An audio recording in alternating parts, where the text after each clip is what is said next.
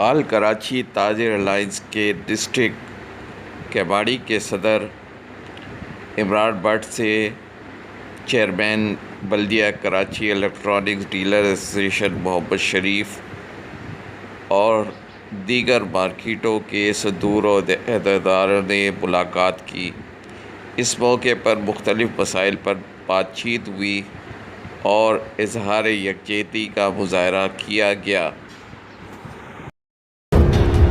इस मौके पर सदर डिस्ट्रिक्ट केमाड़ी आल कराची ताजिर अलायंस इमरान भट्ट ने कहा कि हम कराची ताजिर एक्शन कमेटी के फैसलों की तायीद करते हैं और चेयरमैन आल कराची ताजिर अलायंस व डिप्टी कन्वीनर कराची ताजिर एक्शन कमेटी हकीम शाह के शाना बशाना खड़े हैं।